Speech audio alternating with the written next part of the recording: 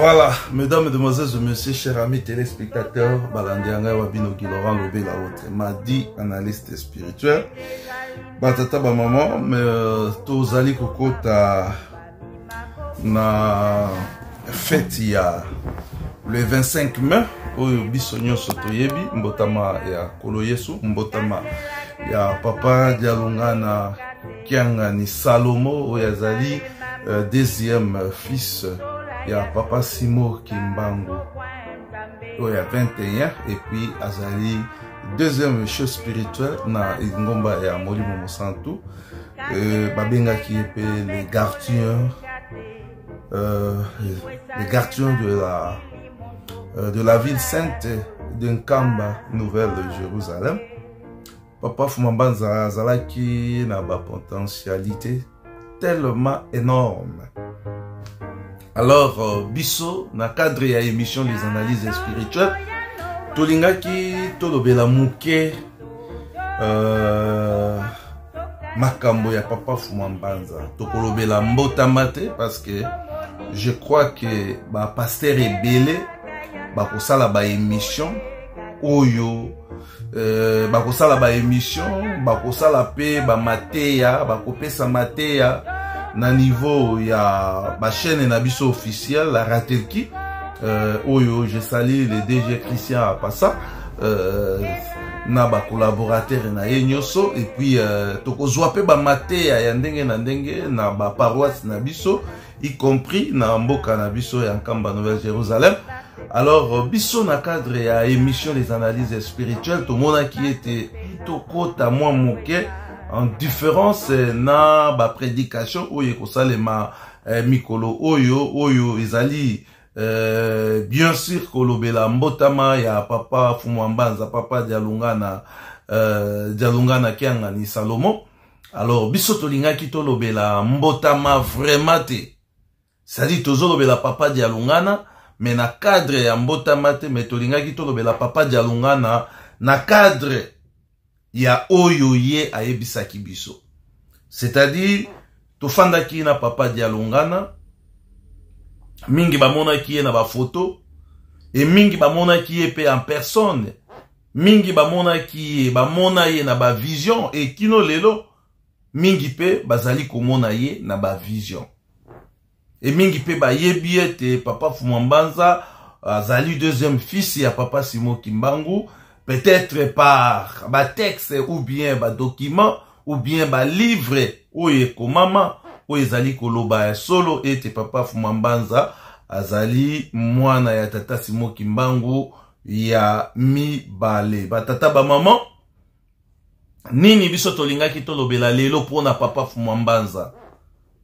na kokanisa mukolo ya le 25 mai na kokanisa musala oyo papa Fumambanza salaki na kokanisa pe mateya oyo papa Fumambanza pesaki biso tango nyoso biso na cadre ya émission les analyses spirituelles par rapport au pe ya ba réalité oyo lingombe ezali ko passé tolingaki tolobela mingi mai papa Fumambanza ayebisaki biso ndenge na uti koloba batata ba maman papa Fumambanza azalaki deuxième fils ya papa Simo Kimbangu oyo ya 21.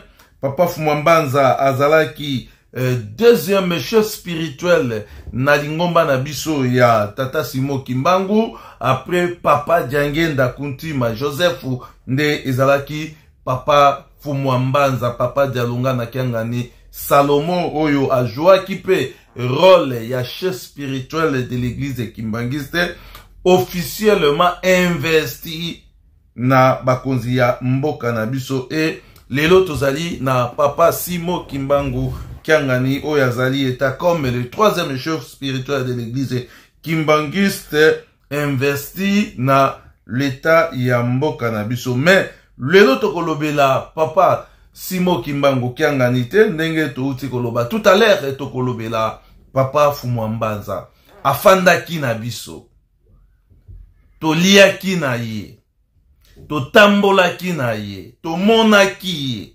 tosimbaki ye toyokaki ye Mais Papa Fumambanza ayebisaki biso nini. Papa Fumambanza alobaki makambo ebele. Mais biso to mi pesi beaucoup plus naba masese oyo Papa Fumambanza azalaki kopesa biso tango nyoso. Ba masese oyo Papa Fumambanza bandaki kopesa biso to fandi to analyser yango to tali ba profondeur nango mingi déjà ezwa ba impact na yango et mingi pour le moment ezali kosala musala na yango pe mingi nano esali musala na yango te. Mais ensemble ya ba masese wana de tolobaki tomeka ko rappeler yango na bana ya Tata Simo Kimbangu Kiangani à travers le monde. Na bana ya Tata Simo Kimbangu, bana ya Bamvoila à travers le monde. Je crois que par rapport ya réalité oyo tozali na yango na kati na lingomba mokomo lelo, par rapport ya réalité oyo tozali na yango na kati na mboka na biso ya Congo, et par rapport au pe ya réalité oyo ezali koleka na kati na mokili mobimba, je crois que Maye Papa Fumambanza yebisaki biso, Maye Papa Fumambanza bandaki koyebisa biso tango nyonso na nzela ya ba masese to na nzela ya ba adage ekosunga yo nangai esika ozali. Soki ozali déjà na nzela ya malamu ekosunga yo pona ko améliorer condition na yo ndenge Papa Simo Kimbangu Kiangani azali koyebisa biso tango nyonso to batela elembo na biso. To batela elembo na biso pe to batela kondima na biso.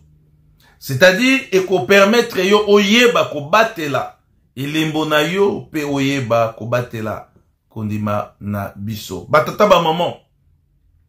Maye to koloba lelo na oyo Papa Diangenda, Papa Fumambanza bolimbisi, na oyo Papa Dialunga na bandaki koyebisa biso tango nyonso.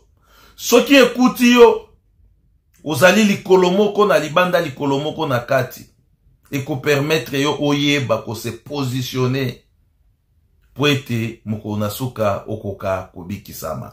Soki pe ekuti yo ozali makolo nyonso libanda, ozali koyeba esika oyo sengeli na yo ko se positionner te, eko pesa yo mayele oyeba ko sosola, ko sala ba analyse spirituelle po e permettre yo oyeba esika nini okoki kotia likolo na esika nini okoki kotia likolo te. Mesdames, demoiselles et messieurs, chers internautes, ba consommateurs ya émission des analyses spirituelles na chaîne Nabino Africa 21 TV, chaîne ya révolution spirituelle, chaîne oyo ememela kabino ba esprit ya conscientisation, chaîne oyo ememela kabino ndenge tolobaka yango tango nyonso média ya révolution spirituelle oyo ezali chaque fois komemela biso ezali chaque fois komemela biso ba conscience oyo ko permettre biso to yeba kokabola mabe na malamu. Batata ba maman, choix ezalaka ya biso. Choix ezalaka ya biso. Mabe na malamu Nzambe atia yango liboso na biso. Et yo ozali na droit ya kosala choix na yo opona oyo yo lingi. Soki yo moni ete opona na yo nzela ya mabe, nzela ya satana, choix ezali epai na yo. Mais biso tozali na kati ya révolution spirituelle, na kati ya conscientisation et na kati ya oyo tozali kobenga yango un nouveau monde. C'est-à-dire Africa 21 TV, c'est un nouveau monde. Monde ya ba réflexion, monde ya ba analyse très approfondie et monde ya oyo tobengaka yango pe ya koluka koyeba volonté ya Nzambe, parce que na kati ya volonté ya Nzambe ko permettre biso to sala oyo tobengi yango ba invention, ba création na ba innovation. C'est-à-dire tous à la libre na esprit. To dépendre na biso moko to dépendre na connexion spirituelle na tata nzambe. C'est-à-dire tango papa Simo Kimbangu azo loba, tango bamvoala bazo te ya biso, tango papa Fumwambanza azalaki kote ya biso lere nyoso, batu nyoso babandaki ko capter yango te. C'est-à-dire soto pesibino quelque oyo to bengi yango quelque adage to masese oyo papa Fumwambanza bandaki ko pesa biso. Je crois na suka na yango tokoki ko sala pe moi commentaire par rapport ya biso ba eto mona ki papa Fumwambanza, biso ba eto vivre ki papa Fumwambanza, biso ba eto simba ki ye, biso ba eto yoka ki ye. Tokoki ko sala pe na moi ba témoignage ya ba réalité oyo elekaki tango tozalaki na papa Fumwambanza. Voilà. Batata ba maman, papa Fumwambanza fandaki na biso. État ya santé na ye tozalaki komona yango. Mais makambu ebandaki kobima na kati na ye, yango ezalaki trop grand. Donc tokoyoka nanu quelque adage oyo papa Fumwambanza abandaki koyebisa biso, quelque adage oyo papa Fumwambanza atikelaki biso pour et permettre biso toyeba position nini biso na yo tokotelemela pe esika nini oyo ngai na yo tokoki kosala likambo to esika nini tokoki kosala te. Tokosukisa na quelques témoignages ya makambo oyo biso to vivre, oyo biso to mona, oyo biso to yoka tango tozalaki na papa Fumwambanza na bomoi. Donc voilà.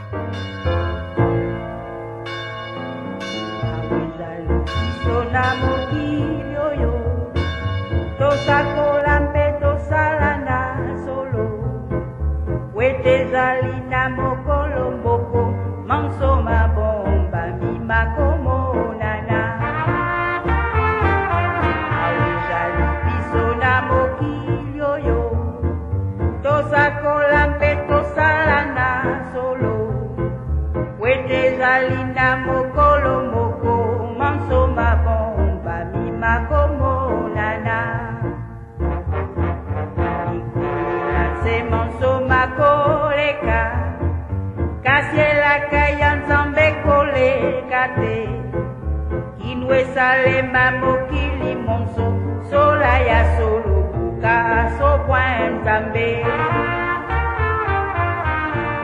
nanse monso makoleka kasela kayan zambe koleka te inwe salema mokili monso sola ya solo buka si point tambe.